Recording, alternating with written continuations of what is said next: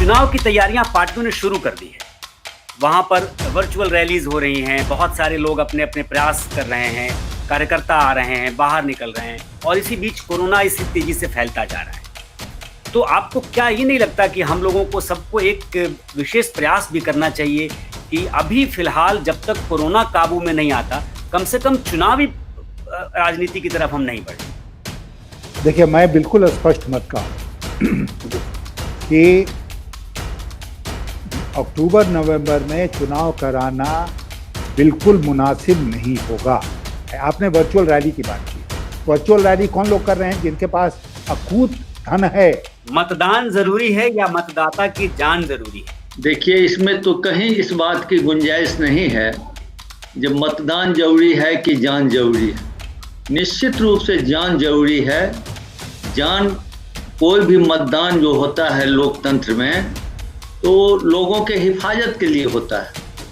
लोग अपना मत व्यक्त करते हैं, लेकिन जब इस परिस्थिति में लोग नहीं रहे, जो मत मांगने वाला, मत गिराने वाला भी अपने को सुरक्षित नहीं महसूस करे, तो ऐसा मतदान क्या होगा? अभी लोगों की जान बचाई जाए। चुनाव को स्थगित भी किया जा सकता है, प्रेसिडेंट रूल लगा करके आगे भी बढ़ाया जा सकता है। आदमी है तभी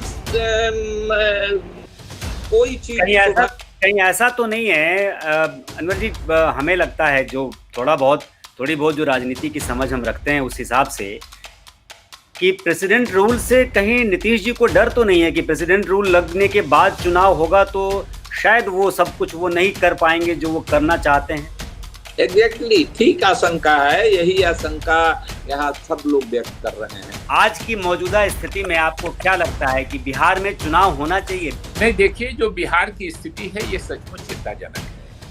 और अगर मतदाता रहेगा तभी मतदान होगा, और मतदाता ही नहीं रहेगा तो मतदान कहाँ से होगा?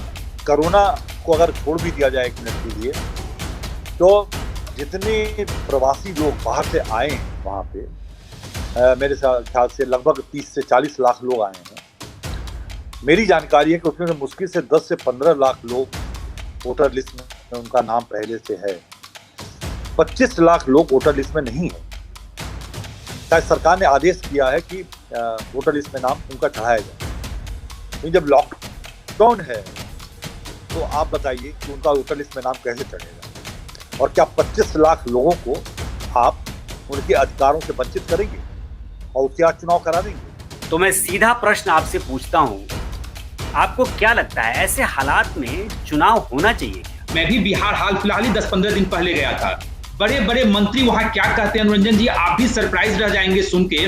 कहते हैं कि बिहार के लोगों में इम्यून सिस्टम इतना स्ट्रांग है कि जब 5000 और 500 किलोमीटर पैदल चल के आ सकते हैं तो कोरोना क्या बिगाड़ लेगा। जहां तक चुनाव कराना ना कराना चुनाव आयोग का काम है। कहने के लिए संवैधानिक संस्था है, और मैं कहना पड़ेगा मुझे भी संवैधानिक संस्था है, लेकिन आप भी जानते हैं, आप बहुत वरिष्ठ हैं, जितना अनुभव आपके पास है उतना अनुभव मेरे पास नहीं है। लेकिन इलेक्शन कमीशन भी कहीं ना कहीं से गाइड होता है।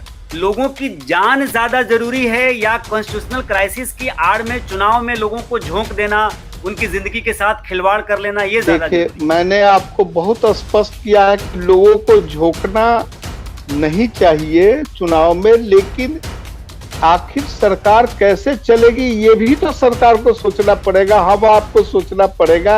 ऐसा लगता है कि आपका को और जो सरकार में है, जो केंद्र में है, हुकूमत में है, उनको लगता है कि ये बहुत अच्छी अपॉर्चुनिटी है उनके लिए, क्योंकि सब लोग अभी कोरोना में व्यस्त हैं, बाढ़ से त्रस्त हैं।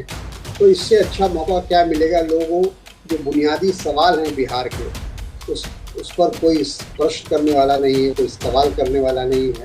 प्रेसिडेंट रूल लग गया तो बीजेपी ज्यादा हावी हो जाएगी, उनकी समस्या बढ़ जाएगी।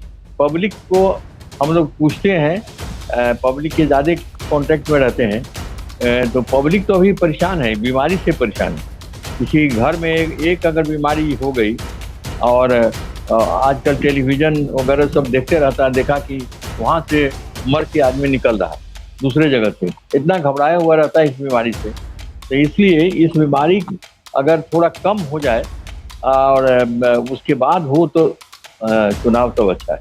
जिस परिस्थिति में अभी बिहार है कोरोना के मामले में, वहां चुनाव कराया जाना चाहिए क्या?